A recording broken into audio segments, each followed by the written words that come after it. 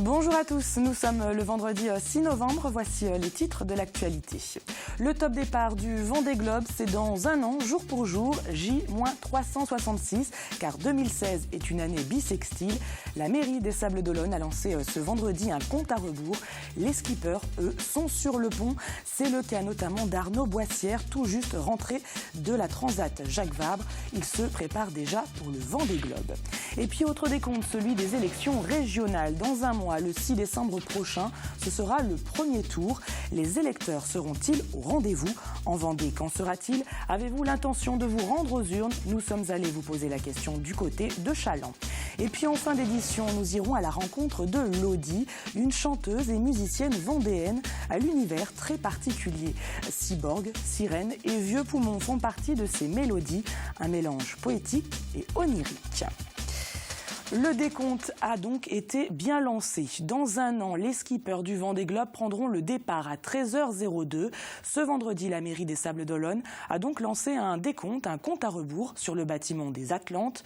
Des skippers étaient présents, le créateur également Philippe Devilliers, et puis bien sûr le maire Didier Gallo, impatient à l'idée de pouvoir à nouveau vivre cet événement. Ce compte à rebours, c'est la volonté de la ville de s'approprier pleinement l'événement et d'intéresser tous ceux qui viennent ici, mais aussi les Sablais, aussi bien que les touristes, rappeler, comme nous l'avons fait déjà sur la signalétique de la ville, que nous sommes la cité du Vendée Globe. Et ce vendredi, vous l'avez vu sur les images, certains skippers étaient donc présents, dont Arnaud Boissière. Pour le moment, préinscrit au Vendée Globe, sa participation est quasiment actée. Il se prépare d'ailleurs déjà pour la course, alors qu'il vient tout juste d'abandonner la Transat Jacques Vabre, je vous le rappelle, à la suite d'un déchirement de la grande voile. Pour Arnaud Boissière, comme pour les 26 autres inscrits ou préinscrits, l'heure est donc à la préparation. Reportage Pierre Dalicieux. Au boulot alors. À peine arrivé qu'il faut déjà penser à repartir. Un an pour préparer le bateau, ça peut paraître suffisant. Mais pour un tour du monde et qui plus est le Vendée Globe, ça ne sera pas de trop. Nettoyage et préparation du chantier d'hiver pour tout vérifier et tout améliorer pour la saison prochaine, pour le Vendée Globe, quoi. Un Vendée Globe qui arrive à grande vitesse pour les skippers. Arnaud Boissière, lui, a presque bouclé son dossier. Dernier détail à régler, la fin du financement de la saison à venir. Mais c'est comme si c'était fait. Arnaud sait qu'il partira en novembre 2016. Un soulagement, parce que le premier soulagement, c'est déjà avoir le bateau, d'avoir une partie du budget. Et c'est sûr que là, pour l'occasion, c'est une boîte qui m'a appelé, qui souhaitait s'associer à moi. Donc du coup, c'est un soulagement de pouvoir boucler le budget pour pouvoir partir dans des bonnes conditions pour le Tour du Monde. Ouais. Venu prêter main forte à un concurrent, un ami, Alessandro Di Benedetto, lui ne sait pas s'il sera de la partie. Ciao. Ici sur son 6,50 m avec lequel il a bouclé un Tour du Monde en 2010, une première mondiale. Aujourd'hui, le skipper souhaite participer pour la deuxième fois au Vendée Globe. Reste à trouver un sponsor et un bateau. À ce jour, j'ai pas de sponsor, mais j'ai terminé tous les documents, aussi au point de vue médical et tout. Donc mon dossier est complet de préinscription, on va dire, mais pour être inscrit officiellement, il faut trouver les sponsors et donc après pouvoir avoir un bateau. Donc à ce jour, j'ai pas de sponsor, donc je lance vraiment un appel. Comme Alessandro, d'autres skippers tentent de boucler leur budget. Dernier en date, Jeff Pellet, le Sablais qui lors d'une interview a annoncé un départ pour 2016. En très bonne voie. Autre décompte maintenant, celui des élections régionales. Nous sommes à un mois du premier tour, les 6 et 13 décembre prochains. Il faudra élire les conseillers régionaux. Et comme à chaque élection, une question subsiste. Les électeurs seront-ils au rendez-vous? En 2010, lors du premier tour des régionales en Vendée, le taux d'abstention a atteint les 49%. Qu'en sera-t-il cette année? Élément de réponse avec Apolline Laurent. J-30 avant le premier tour des élections régionales. Comme tous les vendredis, c'est jour de marché au Hall de Chaland et ces élections sont très loin des préoccupations quotidiennes. Je ne suis pas ça de très près. Maintenant, je souhaite que le meilleur gagne et qu'il puisse faire quelque chose pour la région. La région a son utilité puisqu'elle sert à financer beaucoup de choses finalement. Mais je suis moins préoccupé par des élections régionales que des élections municipales par exemple. Des élections municipales qui concernent plus par leur proximité. quand les élections régionales semblent très éloignées. Et à la question sur les compétences de la région, les réponses sont un peu floues, voire même totalement fausses. Elle gère les écoles, les routes, les hôpitaux, je crois même. D'autres, en revanche, sont un peu plus pointus sur le rôle du conseil régional. Je sais que l'éducation en fait partie, au moins au niveau des lycées, les collèges étant au niveau des départements, les activités sportives, la communication sur la région pour en faire la promotion tout simplement, les relations au niveau européen puisqu'il y a une partie de financement des régions qui vient de l'Europe et puis tout ce qui touche le domaine social, le domaine des entreprises aussi, le domaine de l'innovation, c'est très vaste. Donc la région c'est quelque chose d'important. Alors, intéressés, concernés ou non, toujours est-il que pour beaucoup, voter reste un devoir. On a la chance de pouvoir donner son opinion par rapport à certains pays où c'est interdit. Donc il y a des gens qui se sont battus pour ça. Donc je pense qu'aussi, en respect de ces personnes-là, c'est bien de voter. Il faut voter, il ne faut surtout pas s'abstenir. Il faut que les gens perdent l'habitude de ça en disant « il ne faut pas aller voter, ça ne sert à rien ». Mais non, ça sert beaucoup. Le rendez-vous est donc pris. Les 6 et 13 décembre prochains, tous les électeurs sont invités à déposer leur bulletin dans les urnes. En bref, 14 migrants sont arrivés ce jeudi à La Roche-sur-Yon. Un car en provenance de Calais a été affrété.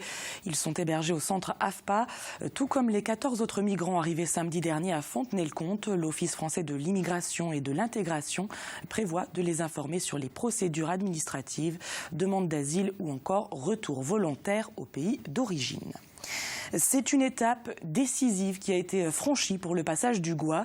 Ce jeudi à Paris, la Commission supérieure des sites, perspectives et paysages a rendu un avis favorable pour le classement de cette unique route départementale française submersible au titre des sites d'intérêt national. Ce classement instaure un régime de protection. Il devrait être prononcé définitivement début 2016. Une page santé maintenant avec l'annonce faite par Marisol Touraine en début de semaine. Pour rendre les hôpitaux publics plus attractifs, la ministre de la Santé a promis des primes aux jeunes médecins qui s'installeront dans les zones de déserts médicaux. À La Roche-sur-Yon, le CHD, lui, s'en sort plutôt bien. Il faut dire qu'il fait partie des 50 meilleurs hôpitaux de France. Reportage Alix Lanos. Recruter de jeunes médecins, souvent un véritable casse-tête pour l'hôpital public, et notamment dans certaines spécialités, ophtalmologie, radiologie ou encore anesthésie, le constat est sans appel. Quand le niveau de revenu est 2 à 3 fois supérieur dans le monde libéral, il est évident que c'est difficile de recruter. Une prime versée aux jeunes médecins qui exerceraient à l'hôpital public, c'est l'annonce qu'a récemment faite la ministre de la Santé. Mais pour le directeur du CHD, cette mesure, certes incitative, est loin d'être un unique critère de recrutement. Aujourd'hui, les jeunes médecins, ils ont envie de vivre bien, de vivre professionnellement bien au sein d'une équipe. Et je pense que c'est notre capacité à construire avec eux leur projet professionnel, plus qu'un apport financier qui nous permettra dans les années qui viennent de pourvoir nos postes vacants et d'amplifier nos recrutements. Joséphine Grandjean en est d'ailleurs un parfait exemple. Originaire de région parisienne, cette interne en gynécologie de 5e année a choisi d'exercer ici à la fin de son cursus et pour des raisons bien éloignées de tout aspect financier. Il faut savoir que pour nous, les internes nantais, après le CHU de Nantes, c'est le 2e hôpital le plus attractif parce qu'il a tous les pôles d'excellence, quasiment tous les services, et donc à la fois qualitativement et quantitativement au niveau du recrutement, du nombre de lits en chirurgie, du nombre d'interventions, de salles d'opération, etc. Dans le bouche à l'oreille des internes, ça se sait, et tous les internes viennent et reviennent. Notoriété, conditions de travail très attractives, des arguments qui facilitent évidemment le recrutement de jeunes médecins ici à La Roche-sur-Yon. Mais quid des plus petits hôpitaux dont les différents services ferment les uns après les autres ? Reste à voir si l'incitation financière engagée par le gouvernement suffira à y attirer de jeunes professionnels. Un mot de sport maintenant avec tout d'abord la Transat Jacques Vabre. En ultime, François Gabard et Pascal Bidégory sur massif sont attendus ces prochaines heures au Brésil. Après 12 jours de navigation, les deux skippers s'approchent des côtes. Derrière eux, Thomas Coville et Jean-Luc Nélias sur Sodebo ont pris un peu de retard. François Gabard, sauf grande surprise, va pouvoir ajouter à son palmarès la Jacques Vabre. En 2013, il avait remporté le Vendée Globe. En sport toujours, les internationaux de tennis débute ce samedi au Vent d'Espace. Cette compétition indoor est l'une des plus importantes du Grand Ouest. 70 compétiteurs de haut niveau sont attendus avec la présence d'une dizaine de meilleurs joueurs mondiaux. Ce lundi, l'émission 85 chrono d'Aurélien Huard sera d'ailleurs présentée en direct depuis la compétition. Et ce week-end, il n'y aura pas que du tennis au programme, du football, avec tout d'abord un match compliqué en CFA pour Fontenay-le-Comte. Dernier au classement, les Fontenaisiens affrontent les premiers Concarneau. C'est samedi à 18h30 au stade Emmanuel Murzeau. En football, toujours en féminine, La Roche-sur-Yon rencontre le Paris Saint-Germain. Match de division 1, coup d'envoi samedi 14h au stade Henri Desgranges. Du basket à présent avec la Ligue féminine 2. La Roche-sur-Yon joue contre Reims samedi à 20h à la salle Omnisport. En National 1, les basketteurs du Chaland, eux, ont pour adversaire Centre Fédéral. Ça se passe également ce samedi à 20h. Et puis toujours en sport collectif avec du rugby, La Roche-sur-Yon affronte Plouzané. Match de Fédéral 3 dimanche à 15h30 au stade Henri Desgranges. Elle a un univers bien particulier. Lodi, chanteuse et musicienne vendéenne, était récemment en résidence au Fusion. Accompagnée de Suzanne Fischer au violoncelle, les deux jeunes femmes forment un duo aux accents féeriques. Un duo qui a décroché en mai dernier le prix du jury professionnel du tremplin Les Beaux Débuts, organisé par Chantapart. Chanson française fraîche et dynamique, univers onirique et jeunes femmes pleines de peps, une rencontre signée Cyril Guillet. Si tu continues à t'observer quand ça vient, eh ben tu vas trouver. Moi, j'ai des ailes qui me servent à moi, j'ai des ailes. Moi, j'ai des ailes qui me servent à voler. Lodi est en résidence, 3 jours enfermée dans la salle de concert du Fusion pour travailler la mise en scène.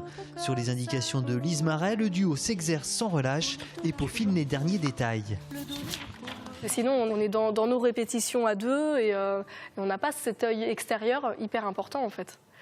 Et là, en plus, ils sont 3 parce qu'il y a Lise et puis il y a aussi Mathieu et Ben qui interviennent, qui sont du Fusion et qui donnent leurs précieux conseils aussi, quoi. Il pleut des cordes pour grimper de là où on est, à là où on veut aller. Lodi vous invite à la suivre au fil de sa voix dans un univers onirique où elle transcende le quotidien, un monde poétique peuplé de personnages extraordinaires. Il y a une sirène, il y a un cyborg, vous avez entendu l'histoire d'un poumon, voilà, donc ça reste des choses improbables, mais que j'essaye de faire rentrer dans un monde qui pourrait être le nôtre, quoi.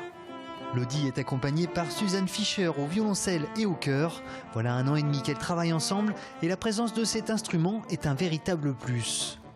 Ça apporte une profondeur comme un chant, un arrière-plan. Et puis c'est assez lyrique aussi, donc ça soutient bien la voix. Mais on peut après faire des choses très rythmiques, mais qui sont aussi déjà à la guitare. C'est pour ça qu'il y a certains morceaux là qu'on essaye de faire aussi sans guitare pour voir comment le violoncelle peut prendre cette place rythmique et harmonique. Mesdames, messieurs, voici ma vie si peu banale. À première vue, on croirait que je suis normale. Mais dès que je barbote dans l'eau, je deviens tel un cachalot. Des coquillages sur mes seins quand je tombe dans un bassin et une jolie queue de poisson à la place du pantalon. Lodi a récemment sorti son premier clip intitulé Sirène. La vidéo a été tournée dans le Passage Pommeraye à Nantes. Primée lors du tremplin Jeune Artiste organisé par Chantapart en début d'année, elle a aujourd'hui soif de partager ses chansons avec le plus grand nombre. Et les deux jeunes femmes donneront une série de 5 concerts lors de l'édition 2016 de Chantapart qui débutera le 22 janvier prochain. Un petit mot de météo maintenant, après une semaine plutôt grise. C'est un week-end ensoleillé qui nous attend avec des températures au-dessus des normales de saison jusqu'à 22 degrés ce samedi. Le détail des prévisions dans un instant avec Armelle Pavageau. Et puisqu'on ne s'en lasse pas et que cela approche à grands pas, on se quitte sur les images de la dernière édition du Vendée Globe. C'était il y a déjà 3 ans. Lundi, vous retrouverez Apolline Laurent pour votre journal. Je vous souhaite à tous de passer un très bon week-end.